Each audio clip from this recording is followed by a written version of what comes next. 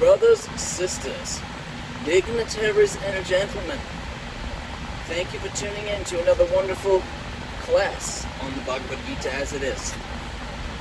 I'll be your host and reader, Billy Sky, and I will narrate today for you the introduction as we continue on our journey from the great and epic tale, nay,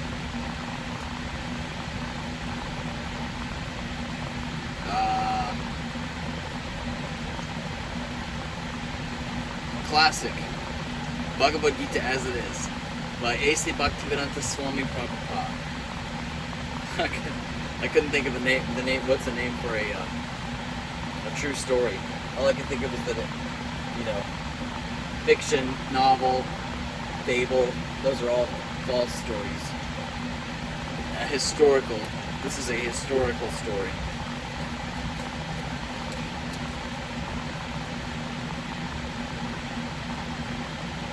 Om Namo Bhagavate Vasudevaya.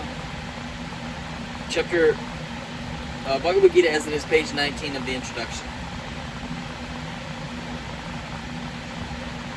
That abode of mine is not illumined by the sun or moon nor by electricity, and anyone who reaches it never comes back to this material world.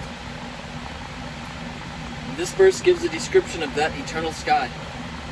Of course, we have a material conception of the sky, and we think of it in relationship to the sun, moon, stars, and so on. But in this verse, the Lord states that in the eternal sky there is no need for the sun, nor for the moon, nor fire of any kind, because the spiritual sky is already illuminated by the Brahmajyoti, the rays emanating from the Supreme Lord. We are trying with difficulty to reach other planets, but it is not difficult to understand the abode of the Supreme Lord. This abode is referred to as Goloka. In the Brahma Samhita, it is beautifully described. Goloka eva nivashati akilatma buddhaha.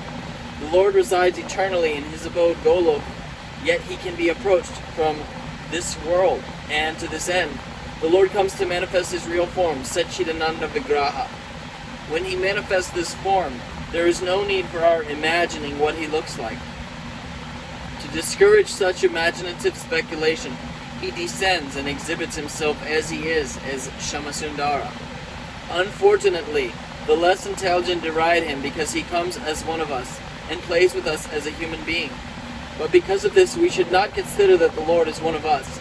It is by his potency that he presents himself in his real form before us and displays his pastimes, which are prototypes of those pastimes found in his abode. In the effulgent rays of the spiritual sky, there are innumerable planets floating. The Brahmajyoti emanates from the supreme abode, Krishna Loka, and the Anandamaya, Chinmaya planets, which are not material, float in those rays. The Lord says, Natad Bahashyate, Natad Bahashayate, Shuryo na Shashanko, na Pavakaha, Yad Gatva, na Nivartante, Tad Dhamma Paramamama. One who can approach that spiritual sky is not required to descend again to the material sky. In the material sky, even if we approach the highest planet, Brahmaloka, what to speak of the moon, we will find the same conditions of life, namely birth, disease, old age, and death. No planet in this material universe is free from those four foundational principles of material existence. Therefore, the Lord says in Bhagavad Gita, Abrahma Bhuvanal, Lokaha Punar Avartino Arjuna. The living entities are traveling from one planet to another, not by mechanical arrangement, but by a spiritual process. This is also mentioned. Yanti Deva Vrata Devan, Pitrin Yanti Pitri Vrataha. No mechanical arrangements necessary if we want interplanetary travel. The Gita instructs, Yanti Deva Vrata Devan. The moon, the sun, and higher planets are called Swarga Loka. There are three different statuses of planets, higher, middle, and lower planetary systems. The Earth belongs to the middle planetary system. Bhagavad Gita informs us how to travel to the higher planetary systems, Devaloka, with a very simple formula. Yanti Deva Vrata Devan. One need only worship the particular demigod of that particular planet, and in that way, go to the moon, the sun, or any of the higher planetary systems. Yet Bhagavad Gita does not advise us to go to any of the planets in this material world, because even if we go to Brahmaloka, the highest planet, through some sort of mechanical contrivance, by maybe traveling for 40,000 years, and who would live that long? we will still find the material inconveniences of birth, disease, old age, and death. But one who wants to approach the supreme planet Krishna Loka or any of the other planets within the spiritual sky will not meet with these material inconveniences. Amongst all of the planets in the spiritual sky, there is one supreme planet called Goloka Vrindavan, which is the original planet in the abode of the original personality of Godhead, Sri Krishna. All of this information is given in Bhagavad Gita, and we are given through its instruction, information how to leave the material world and begin a truly blissful life in the spiritual sky. In the 15th chapter of the Bhagavad Gita, the real picture of the material world is given. It is said there, Urdhva mulam adhaha shakam ashvatam prahur avyayam chandamshi yashya parnani yashtam virasavedavit. The Supreme Lord said, there is a banyan tree which has its roots upward and its branches down, and in the Vedic hymns are its leaves. One who knows this tree is the knower of the Vedas. Here the material world is described as a tree whose roots are upward and branches are below. We have experience of a tree whose roots are upward. If one stands on the bank of a river or any reservoir of water, he can see that the trees reflected in the water are upside down. The branches go downward and the roots upward. Similarly, this material world is a reflection of the spiritual world. The material world is but a shadow of a reality. In the shadow there is no reality or substantiality, but from the shadow we can understand that there is substance and reality. In the desert there is no water, but the mirage suggests that there is such a thing as water. In the material world there is no water, there is no happiness, but the real water of actual happiness is there in the spiritual world. The Lord suggests that we attain the spiritual world in the following manner. Nirmana moha jita sanga dosha adhyatma nitya vinivrita kamaha dwandawir vimukta shukaduka shamjaner gachanti amudhaha padam avyayam tat. That padam avyayam, or eternal kingdom, can be reached by one who is nirmana moha. And what does that mean? We are after designations. Someone wants to become a son. Someone wants to become Lord. Someone wants to become the president or rich man of a king of something else. As long as we are attached to these designations, we are attached to the body because designations belong to the body. But we are not these bodies, and realizing this is the first stage in spiritual realization. We are associated with the three modes of material nature, but we must become detached through devotional service to the Lord. If we are not attached to devotional service to the Lord, then we cannot become detached from the modes of material nature. Designations and attachments are due to our lust and desire, our wanting to lord it over the material nature. As long as we do not give up this propensity of lording it over material nature, there is no possibility of returning to the kingdom of the Supreme, the Sanatan Dham. That eternal kingdom which is never destroyed can be approached by one who is not bewildered by the attractions of false material enjoyments, who is situated in the service of the Supreme Lord. One so situated can easily approach that supreme abode. Elsewhere in the Gita it is stated, Avyaktoksara iti yuktastam ahuhu paramam gatim yam prapyana nivartante tad dhamma paramam mama. Avyakta means unmanifested. Not even all of the material world is manifested before us. Our senses are so imperfect that we cannot even see all of the stars within this material universe. In Vedic literature, we can revive much information about all the planets, and we can believe it or not believe it. All of the important planets are described in Vedic literatures, especially Srimad Bhagavatam, and the spiritual world which is beyond this material sky is described as avyakta, unmanifested. One should desire and hanker after that supreme kingdom, for when one attains that kingdom, he does not have to return to this material world.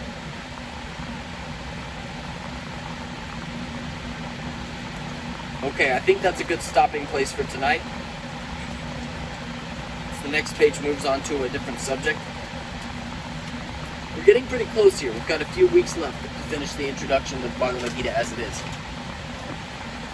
I'd like to offer our respects to our spiritual teacher, Nama Om Vishnu Padaya Krishna Prastaya Bhutale Shrimati Saraswapananda Paramahamsaiti Namade Namo Bhaktivedanta Swami Namane Gaura Purna Swarupaya Radha Krishna Prastayate Bhaja Shri Krishna Chaitanya Prabhu Nityananda Shri Vedagaraha Shri Vasari Go Bhaktivedanta Hare Krishna Krishna Krishna Hare Hare Hare Ram Rama Ram Hare Hare. So the topics which were just gracefully delineated to us by through the mind and medium of Bhaktivedanta Swami Prabhupada. Mainly, from what I understood and digested, concerned the existence of a spiritual abode or dham, which is not illumined like this world, where it doesn't require a sun or light. It's self-illuminating, and it is the highest planet with the best of everything. It's the supreme destination. It's where we should all want to go to. And I just remember, when I first heard about it and read about this planet, and I knew in my heart that that was where I wanted to go, and that I would do everything at all costs to get there. Whatever, no matter what it took, no matter what I had to sacrifice, I was willing. Because at that point, I was over trying to exist on this planet. I'd gone through a serious heartbreak, and the pain that I was experiencing was far, far greater than the pleasure, the happiness that was available to me in this material world. And therefore, the desire was very strong to extinguish my existence here. So when I learned about this other higher planet, I thought, oh, for sure, I want to get there and do everything I can to get there. And because I was already over, I'd given up, on this place.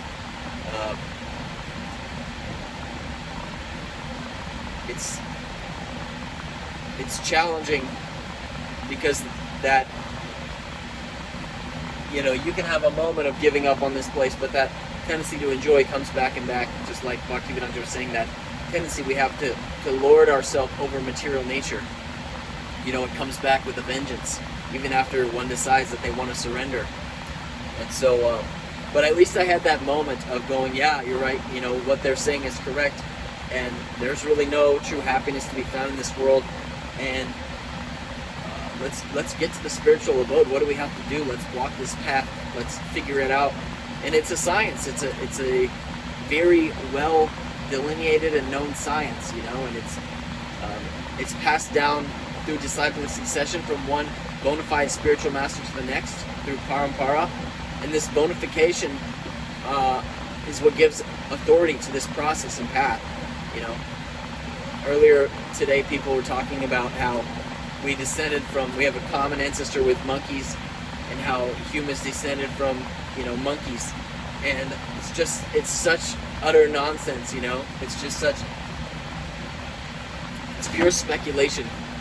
And it's a theory that came about because, they basically, there's a common thing that people use to take advantage of others in this world, and it's called, it's how you sell a false idea. A good salesperson knows that they have to use trickery in order to sell something. And when you buy an idea, or you buy a philosophy of consciousness, just think about how many millions of dollars are being made by all of these so-called scientists and professors and people that are studying, the remnants of human history and the DNA and all this stuff. It's almost like they're getting paid to jerk themselves off, by the government or whoever's paying them, because there's absolutely no bonification, no authority to the knowledge that they're coming up with. It's all speculation, and I have a college degree, and I've read Charles Darwin's book, The Origin of Species, and I believe that Charles Darwin would be disgusted, would be abhorrent to the fact that people have taken his mindful meanderings to be and they've used them in such a way to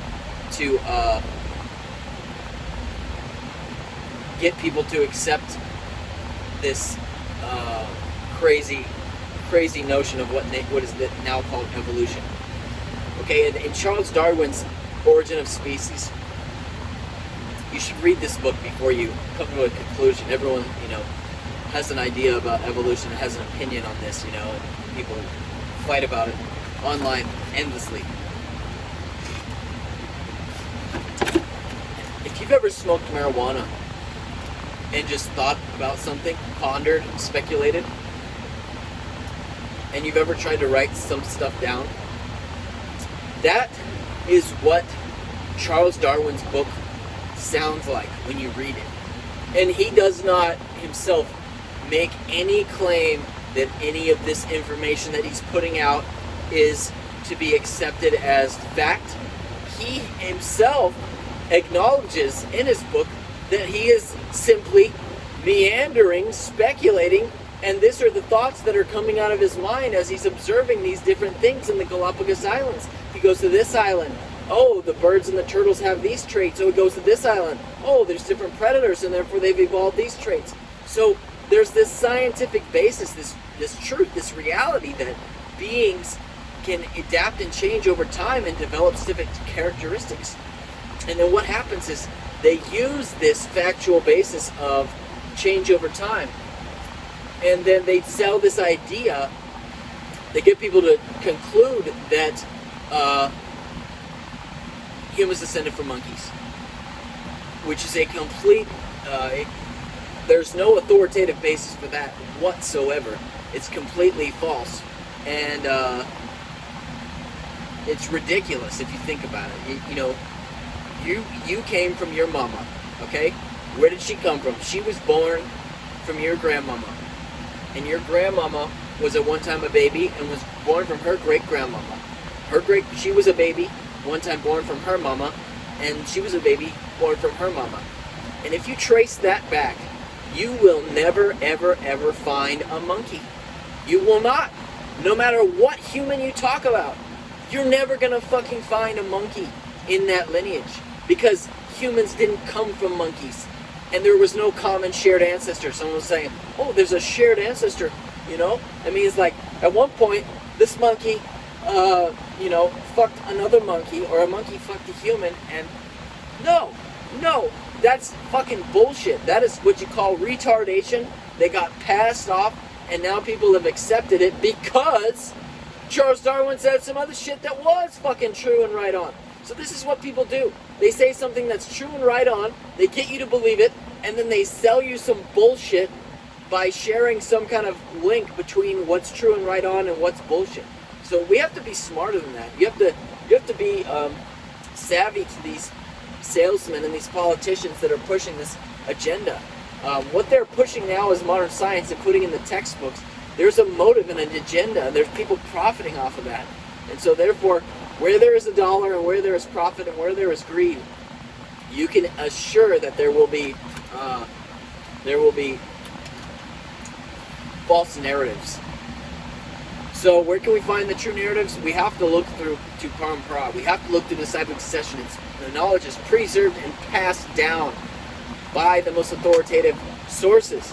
If this knowledge someone might, like when I first came into contact with this, I go, okay, well that makes sense, but what if someone wrote all this stuff down for their own benefit and then passed that down, and then every student would then regurgitate that first thing that they made up and that was false or whatever? Here's the thing. With spiritual knowledge and spiritual science, there is an energetic transformation that goes on in the heart and the mind. It reattaches a person's consciousness from the material energy to the spiritual energy. And that potency becomes lost if a person changes it in any way. If a person changes it,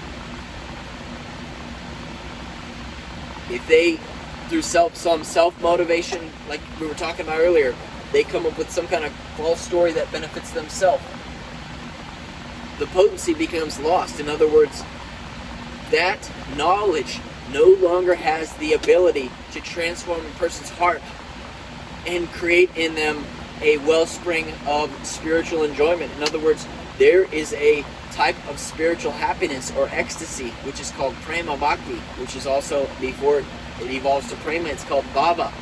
And before it's called bhava, it's in another stage, peace, inner peace. So inner peace is something you can have and feel. When you take a drug, when you smoke marijuana, you feel it in your brain. When you take ecstasy, you feel that orgasm in your mind. When you meditate, you feel something. In other words, this is a scientific process, okay? That knowledge, which is spiritual and enlightening, is non-different from this transcendental message, this transcendental potency. And if that potency is lost, if someone changes the message, the potency becomes lost, okay? This is a living message. So if you study this, you will find without a doubt that no one is able to tamper with this truth and reality because of the potency of that living force, of that living message. In other words, the highest truth is a person, a personality, and he can choose whether or not to appear, to exist, to exhibit himself or not. In other words, if you do something that's contradictory to what he wants, to his will, he can simply disappear.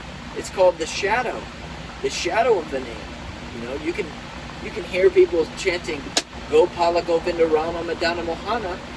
If it's coming from the heart of a devotee, of a person surrendered to God, the potency is there because he chooses to appear in that sound. But if you hear a rascal, a person,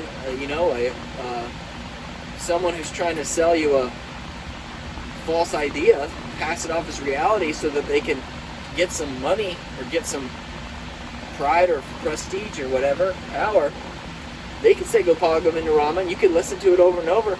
It's not going to have any effect because that person, Gopala, can decide whether or not he wants to appear in that name. And if for someone that their life is a complete contradiction, in other words, they are simply spreading lies and influencing others further away from God, there ain't no way in hell he's going to appear in that sound.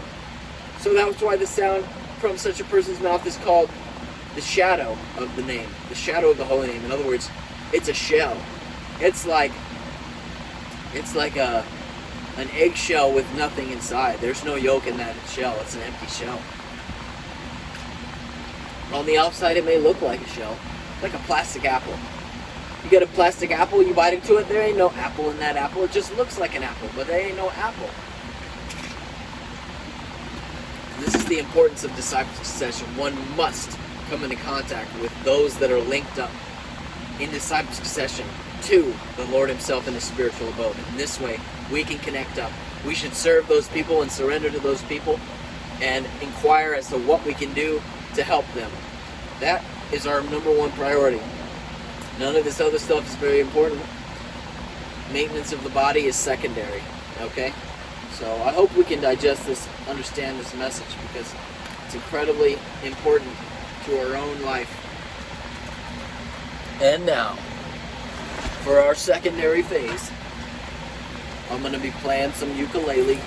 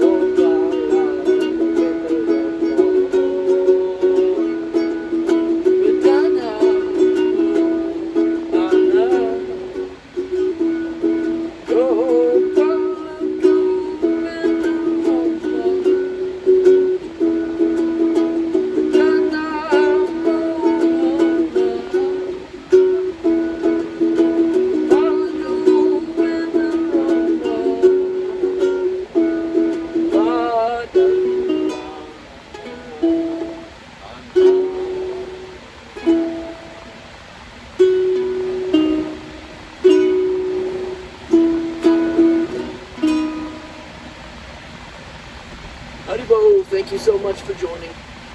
We'll see you next week. And by the way, check out some of my previous classes. It's a really interesting series. You might enjoy it.